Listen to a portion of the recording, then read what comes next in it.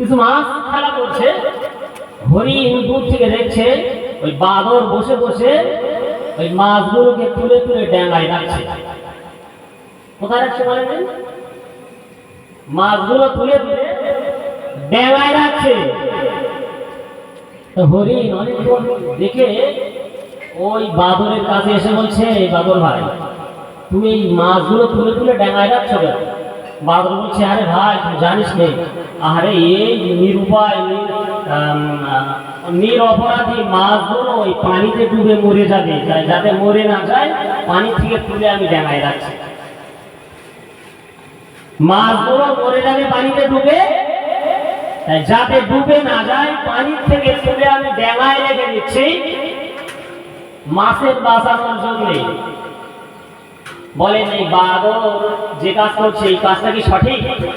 হরিণ হেসে বলছে, ভাই তুই যে মাছগুলোকে তুলে ড্যাঙায় রাখছি, মাছের জায়গা হলো ওই পানিতে, তুই তুলে ড্যাঙায় রাখছি মানে মাছগুলো সব শেষ, ও সব মরে যাবে। আমাদের দেশে এই বাদর সরকার রয়েছে, বাদর সরকার, এর অবস্থা ঠিক তাই হয়েছে। মুসলমানরা কোথায় বাঁচবে ওদের এটা জানা নেই। ওরা মুসলমানদের বাঁচানোর জন্য যেরকম বাদর পানি থেকে মাছগুলোকে ড্যাঙায় রাখছে, মুসলমানদের সংস্কৃতিপূর্ণ জায়গা থেকে টেনে টেনে তুলে অপসংস্কৃতির স্থানে বসিয়ে দিচ্ছে। মুসলমান কি এতে বাঁচে? কখনো মুসলমানের কেউ আসে না। অতএব ভারত সরকার আসলে কি বলবো, এদের এদের এদের প্রথম তৈরি, এদের জন্মই তো মুসলমান বিদ্বেষী। এদের জন্ম হয়ে মানে মায়ের পেট থেকে জন্মের কথা বলছি। এদের যে সংগঠন, এই সংগঠন শুরু হয়েছে তো মুসলমান বিদ্বেষ নিয়ে। এরা আবার মুসলমানদের উপকার করবে? এটা কি সম্ভব? সম্ভব না। ভাইরা আমার, অনুভবে মাথায় রাখুন, আমরা ভারতবর্ষের মুসলমান যদি এখনো পর্যন্ত সজাগ না হই, আমরা যদি সচেতন না হই, আমরা যদি ওদের স্রোতে গা ভাসিয়ে দেই, আমরা যদি অপসংস্কৃতির দিকে এগিয়ে চলে যাই, একা একা ঘুরে ঘুরে আমাদের উপরে মার চলে আসবে। ভাইরা আমার, ভালো করে মাথায় রাখুন।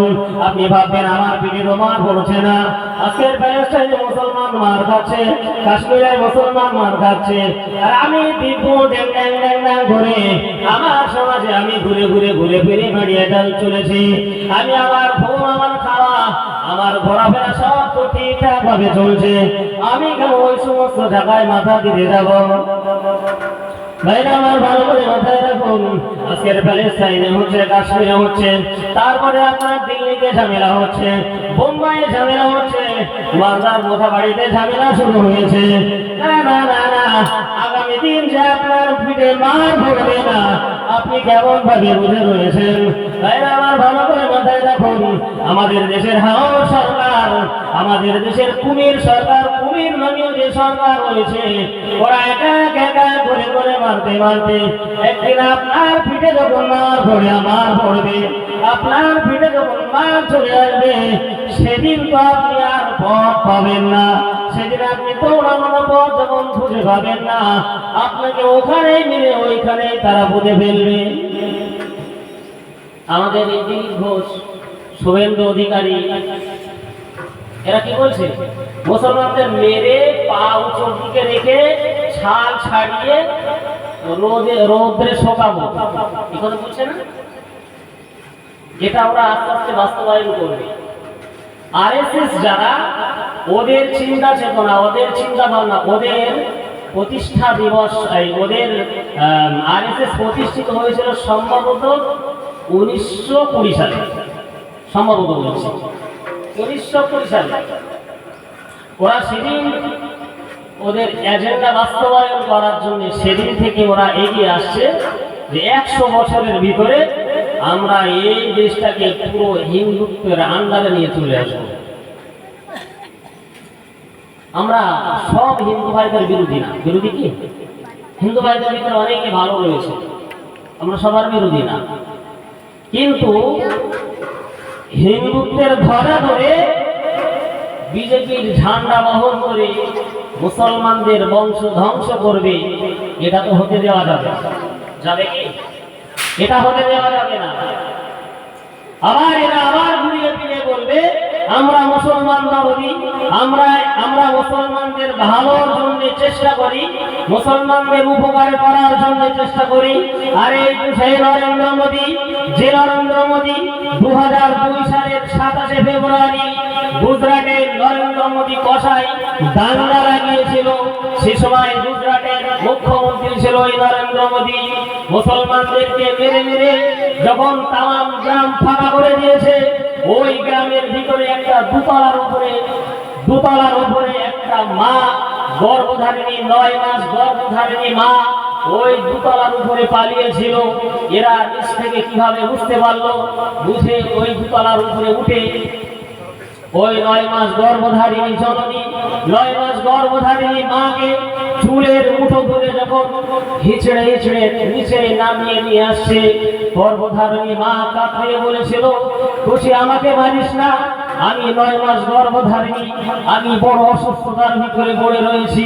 ওরা হাসতে হাসতে ওই মাকে চুলের মুঠো ধরে নামিয়ে নিচে নামিয়ে নিয়ে এসে ওই জীবিত অবস্থায় মায়ের পেট চিরে পেটের ভিতর থেকে 9 মাস ছোট্ট শিশু বাচ্চাকে টেনে বার করে ওই শিশু বাচ্চাকে ওই মায়ের সামনে, ওই মা কখনো মরিনি, ওই মায়ের কখনো সেন্সলেস হয়নি, ওই মা কখনো মাছের মানে ছটফট করছে মাছ কাটা মাছের মতো। ওই মায়ের সামনে জল বাবুরে ছোট্ট শিশু বাচ্চাকে ফেলে দেওয়া হলো। কিছুক্ষণ পরে ওই মাকে মাছের টাকা কাটা করে শেষ করে দেওয়া হলো। এই তো সেই নরেন্দ্র মোদী, যারা মুসলমানদের বংশ ধ্বংস করার অপচেষ্টা শুরু করেছে, যারা মুসলমানদের বংশ ধ্বংস করার জন্য এগিয়ে এসেছে, তারা আবার কোন মুখে বলে আমরা ওয়াকফ বিল নিয়ে এসেছি মুসলমানদের উপকার করার জন্য? কোন মুখে বলে? এগুলো আমাদের সবার তো বলা উচিত, এগুলো আমাদের সবার জানা উচিত। হাটে ঘাটে মাঠে বাজারে আপনি যেখানেই থাকবেন, এই কথাগুলো ওদের যে কৃষ্টি কালচার, ওদের যে অবসংস্কৃতি, ওদের যে নীতি নৈতিকতা, এগুলো তো আমাদের বলা উচিত নাকি? আপনি বলবেন আমরা এখানে বলে কি করব, ওরা তো থাকে দিল্লিতে, সব খবর ওদের কাছে চলে যায়। আপনি কি ভাবছেন আমরা এখানে বসে রয়েছি, এই খবর ওদের কাছে আসে? ওদের আইটি সেল রয়েছে, ওদের আরো অনেক বিভাগ রয়েছে, সব খবর ওদের কাছে রয়েছে। আমরা এখানে বসে রয়েছি তাই কি? উপরে ওদের অনেক কিছু দেওয়া রয়েছে, গোয়েন্দা বিভাগ রয়েছে, সিআইডি রয়েছে, অনেক কিছু রয়েছে, তারা রিপোর্ট দেয় তাদের কাছে। ওরা যখন দেখবে ভারতবর্ষ একটা উত্তাল অবস্থায় চলে এসেছে, ওরা যখন দেখবে ভারতবর্ষের মাটিতে একটা অরাজকতা সৃষ্টি হয়েছে, হয়তো সুমতি ফিরতে পারে, তার জন্য আমাদের বিভিন্ন রাস্তায় রাস্তায় মিছিল, তবে হিংসাত্মক মনোভাব নিয়ে না, হিংসা না ছড়িয়ে অহিংসাকে অটুট রেখে আমরা আন্দোলন চালিয়ে যাব। আপনারা সবাই শুনেছেন তো, আগামীকাল 3টের সময় আমাদের বাবুলিয়াতে মিছিল রয়েছে, শুনেছেন? সকলে যাবেন আগামীকাল 3টের সময় বাদুলিয়া নতুন বাস স্ট্যান্ড থেকে বাদুলিয়া চৌমাথা পর্যন্ত মিছিল, আর ওখানে একটা পৌরসভা। আপনারা সকলে সেখানে হাজির হওয়ার চেষ্টা করবেন। আল্লাহ তাআলা আমাদের সকলের সুমতি দান করেন, আমরা সকলে বলি আল্লাহুম্মা আমিন।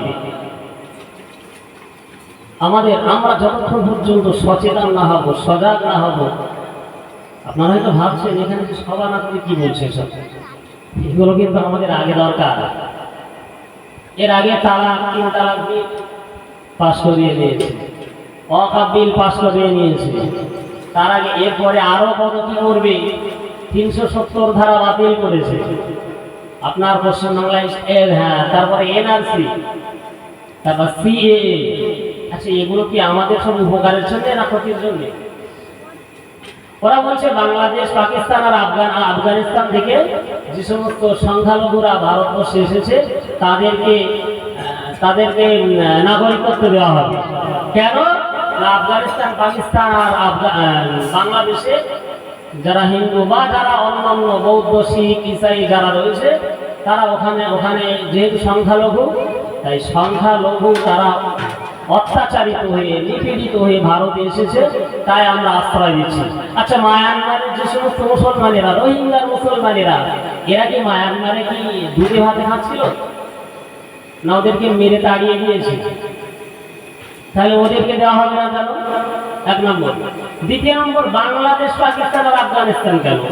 এরকম তো চীন থেকেও তো হতে পারে, আমাদের পাশেই তো চীন দেশ, সেখানেও তো যারা সংখ্যালঘু মানুষ রয়েছে তাদেরকেও তো মেরে তাড়িয়ে দিতে পারে। তুমি একবার তো চীনের কথা বলছো না, এখানে হিন্দু মুসলমান দাঙ্গা লাগানোর চেষ্টা করছো, তাই তো বলছো বাংলাদেশ, পাকিস্তান আর আফগানিস্তান। আর একটা ভয় রয়েছে, চীনের বিরুদ্ধে কিছু বললে চীন যদি আবার কিছু বলে, সেই ভয় রয়েছে। বাংলাদেশ, পাকিস্তান, আফগানিস্তান তো দুর্বল দেশ, ওরা কিছু বললেও আমাদের যায় আসে না, কিন্তু চীন যদি কিছু বলে ভয় রয়েছে, এই ভয়ে ওরা কিছু বলতে যাচ্ছে না। চীনের মুসলমানেরাও খুব ভালো নেই, ওরা ওখানে অত্যাচারিত, উৎপীড়িত, নিপীড়িত, লাঞ্ছিত, বঞ্চিত, অপমানিত। আপনি তো একবারও বলছেন না চীনের যারা সংখ্যালঘু মুসলমান বলেন, হিন্দু বলেন, ইত্যাদি ইত্যাদি যারা ভারতবর্ষে এসেছে তাদেরকেও নাগরিকত্ব দেওয়া হবে। আসলে আপনার তো নাগরিকত্ব দেওয়ার চিন্তা ভাবনা না, আপনার চিন্তা ভাবনা ভারতবর্ষে হিন্দু মুসলমান দাঙ্গা বাঁধানোর চিন্তা ভাবনা আপনার। আপনি এসেছেন, আপনি গদিতে বসেছেন শুধু হিন্দু মুসলমান করে। ভাইরা আমার, ভালো করে মাথায় রাখুন। তাই তো প্রথমেই বললাম, যে জাতিরা অনুসরণ করবে, যে জাতির আচরণ তারা গ্রহণ করবে। প্রিয় নবী সাল্লাল্লাহু আলাইহি ওয়াসাল্লাম তিনি তার পাক জাবারিতে জানিয়ে দিয়েছেন, ওই জাতির সঙ্গে তার হাসর নাসর হবে। আমরা তো স্পষ্ট প্রমাণ পেয়ে যাচ্ছি। হাসর নাসর এমন আপনি ধরে নেন 20 বছর, কি এখনো 200 বছর, কি 2000 বছর, কি এখনো 20,000 বছর পরে হতে পারে। কিন্তু আল্লাহ তাআলা দয়া করে আমাদেরকে দেখিয়ে দিচ্ছেন, হে বান্দা, তুমি তো হিন্দু, খ্রিস্টান আর ইহুদি, বৌদ্ধ, শিখ আর ইসাই যারা তাদের কৃষ্টিকাল যারা তুমি অনুসরণ করে চলেছ, আর আমি তো তোমাদের তাদের সঙ্গে হাসর নাসর করেছি। বরং হাসর নাসর করেছি তার মানে এই নয় যে হাসর নাসর শুরু হয়ে গিয়েছে, তাদের উপর থেকে আল্লাহ তাআলার রহমত যেমন ভাবে উঠে গিয়েছে, তাদের উপর থেকে আল্লাহ তাআলার রহমত যেমন ভাবে উঠে গিয়েছে, আল্লাহ তাআলা মুসলমানদের উপর থেকে ঠিক তেমনই আমাদের উপর থেকে রহমত আর বরকত উঠিয়ে নিয়েছে। ভাইরা আমার, ভালো করে মাথায় রাখুন। মুসলমানের ঘরের সন্তানেরা এরা বড়দিন পালন করতে যায়, এরা জানুয়ারি পালন করতে যায়, এরা দুর্গা পূজা, কালী পূজা চলে যায়। আবার অনেক মুসলমানকে দেখেছি রাম নবমীতে তারা দিয়ে রাম নবমীর মিছিলে তারা হাজির হয়েছে। ও ভাইরা আমার, ভালো করে মাথায় রাখুন। আপনার জাতিসত্তা কোথায় চলে গেল? আপনার জাতিসত্তা কোথায় চলে গেল? এখন একটা নতুন স্লোগান চালু হয়েছে যে ধর্ম যার যার উৎসব সবার, ধর্ম যার যার উৎসব সবার। এটা দাজ্জালি ফিতনা, দাজ্জালি ফিতনা। আরে ধর্ম যার যার উৎসব তার তার, ধর্ম যার যার উৎসব তার তার, কিন্তু আমরা মিলেমিশে সবাই একাকার। আমরা যদি এই স্লোগান তুলি কত সুন্দর ভালো হয় না? ধর্ম যার যার উৎসব সবার, এই করতে যে এই তো ঝামেলা হচ্ছে। ঝামেলা হচ্ছে তো নাকি? আপনি দুর্গা পূজায় যাচ্ছেন, কালী পূজায় যাচ্ছেন, যে যাচ্ছে, আর এর ভিতরে যারা ষড়যন্ত্রকারী, সবাইকে বলছি, যারা ষড়যন্ত্রকারী ঠিক তারা বলছে এই তো মুসলমান এসেছে, তাহলে যে ঠাকুরের একটা হাত ভেঙে দেয়।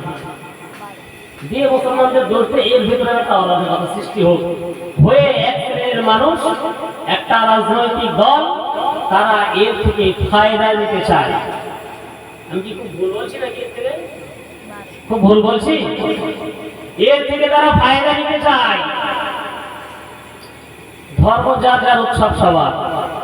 দুর্গাপুজো হচ্ছে, ধরেন দুর্গাপুজো হচ্ছে, আপনি সেই দুর্গাপুজোয় গেলেন না, সেই উৎসবে গেলেন। আপনি উৎসবে যেই গেলেন, আপনার পায়ে পা দিয়ে ঝামেলা করবে, ঝামেলা করে সারা বাংলা জুড়ে, সারা ভারত জুড়ে অশান্তির বাতাবরণ সৃষ্টি করবে। আপনি কি রক্ষা করতে পারবেন? রক্ষা করতে পারবেন? রক্ষা করতে পারবেন না আপনি।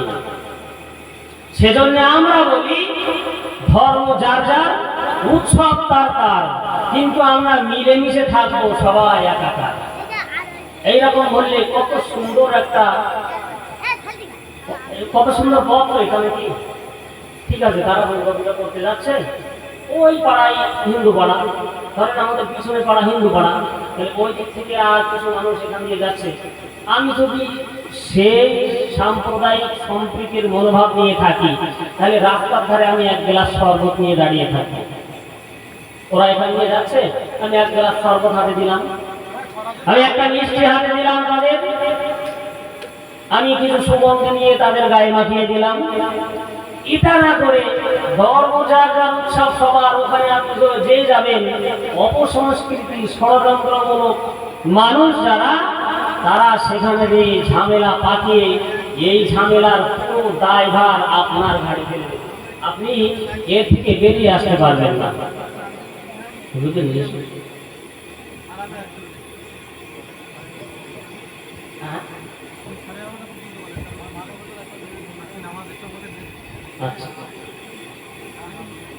এই কাজ, এই মন মানসিকতা, এই মনোবাসনা নিয়ে আমরা যদি এগিয়ে চলতে পারি, আমাদের হিন্দু মুসলমান সম্প্রীতি বজায় থাকবে, হিন্দু মুসলমান ঐক্য অটুট থাকবে।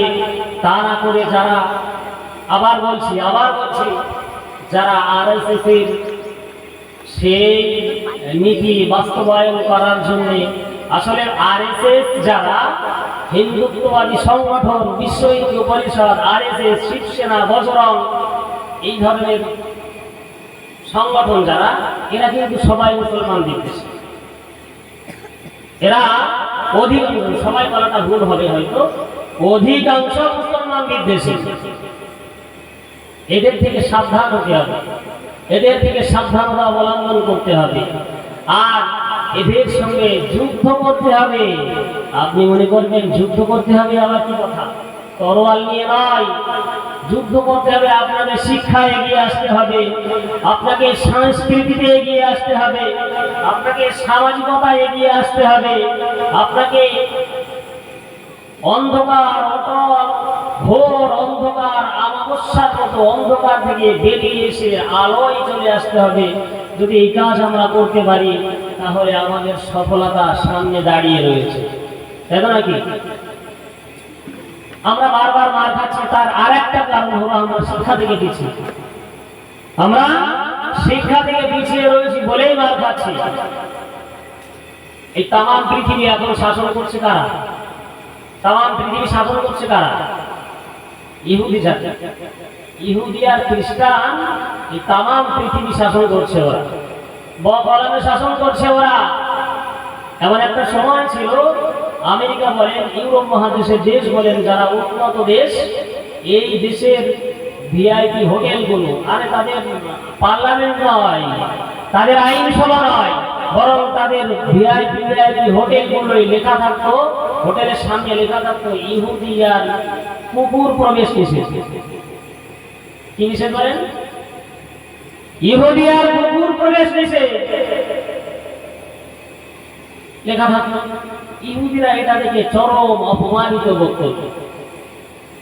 সকল ইহুদি সবাইকে ডাকা হলো, ওদের ভিতরে যারা আলেম সমাজ, ওদের ভিতরে যারা নেতৃস্থানীয় মানুষ, যারা মাতব্বর শ্রেণীর মানুষ, যারা সবাইকে এক জায়গায় করে ডেকে বললো, দেখো এই অপমান আর সহ্য করা যাবে না, এই অপমান সহ্য করা যাবে না। কি করতে হবে? আমাদেরকে শিক্ষা এগিয়ে আসতে হবে, আমাদের শিক্ষা এগিয়ে আসতে হবে কিভাবে? ওদের ভিতরে, আমাদের ভিতরে যেমন বিভিন্ন সংগঠন, বিভিন্ন দল উপদলে বিভক্ত রয়েছে, ওদের ভিতরেও এরকম বিভিন্ন সংগঠন, দল উপদলে বিভক্ত আছে। ওরা সমস্ত সংগঠনকে, সমস্ত দল উপদলকে ডেকে সবাইকে ভাগ করে দিল। দেখো, ডান দিকে, এই বাঁ দিকের এই দল, তোমাদের ভিতর থেকে, তোমার এই সংগঠনের ভিতর থেকে আমি 10 জন পুলিশ অফিসার চাই, আমি 10 জন বিডিও চাই, আমি 5 জন এসডিপিও চাই, আমি 5 জন এসডিও চাই, আমি 2 জন ডিএম চাই, আমি 20 জন ডাক্তার চাই, আমি 15 জন ইঞ্জিনিয়ার চাই, আমি 8 জন বৈজ্ঞানিক চাই। তোমাকে ভাগ করে দেওয়া হলো। ওরা খাতা তৈরি করলো, খাতায় লিখে নিল যে এই সংগঠনের দায়িত্ব এতটা তৈরি করা। তার পাশে আর একটা সংগঠন বসে রয়েছে, তাকেও ঠিক একই দায়িত্ব দেওয়া হলো। পাশে আর একটা সংগঠন রয়েছে, তাকেও একই দায়িত্ব দেওয়া হলো। তার পাশে আর একটা সংগঠন, তাকেও একই দায়িত্ব দেওয়া হলো। দায়িত্ব সবার যখন বুঝিয়ে দেওয়া হলো, মাত্র 30 বছরের ভিতরে, 30 কত বলেছে বলেন? মাত্র 30 বছরের ভিতরে ওরা ব্যাপক আলোড়ন সৃষ্টি করে ফেললো। যে সমস্ত হোটেলে লেখা থাকতো কুকুর আর ইহুদি প্রবেশ নিষেধ, সেই সমস্ত হোটেলের ওরা ম্যানেজার হয়ে গেল, সেই সমস্ত হোটেলের ম্যানেজার হল। তারপরে ওই হোটেলের মালিক তারা বেড়ে গেল। আস্তে আস্তে উন্নতি হতে হতে একদিন আমেরিকার হোয়াইট হাউস তারা দখল করে দিল। বলেন, সেই দেশের সেই ভিআইপি হোটেলগুলোই কি নতুন করে আর কোনোদিন লেখা হবে যে ইহুদি আর কুকুর প্রবেশ নিষেধ? সম্ভব হবে? যারা সেই হোটেলগুলো দখল করে নিল, যারা আমেরিকার বড় বড় আইনসভা দখল করে নিল, যারা ওয়ার্ল্ড ট্রেড সেন্টার দখল করে নিল, হোয়াইট হাউস দখল করে নিল, তাদের বিরুদ্ধে কলম ধরা, তাদের বিরুদ্ধে অস্ত্র ধরা আমেরিকার ক্ষমতা নেই। ইহুদিদের বিরুদ্ধে এখন অস্ত্র ধরবে। আমেরিকা এমনি এমনি ইহুদিদের পক্ষ অবলম্বন করে না। ইহুদিদের থেকে তারা অনেক অনেক উপকার তারা পায়, তারা উপকার সাধিত হয়, সেজন্যই তারা ইহুদিদের বিরুদ্ধে কিছু বলে। জানে যদি ইহুদিদের বিরুদ্ধে কিছু বলি, ইসরায়েলের বিরুদ্ধে কিছু বলি, হয়তো ওরা আমাদের থেকে পা গুটিয়ে নেবে, আমাদের হোয়াইট হাউস হয়তো ধসে পড়বে। সেজন্য ওরা এই কাজে এগিয়ে আসে না। ইহুদিদের পক্ষ অবলম্বন করে মুসলমানদের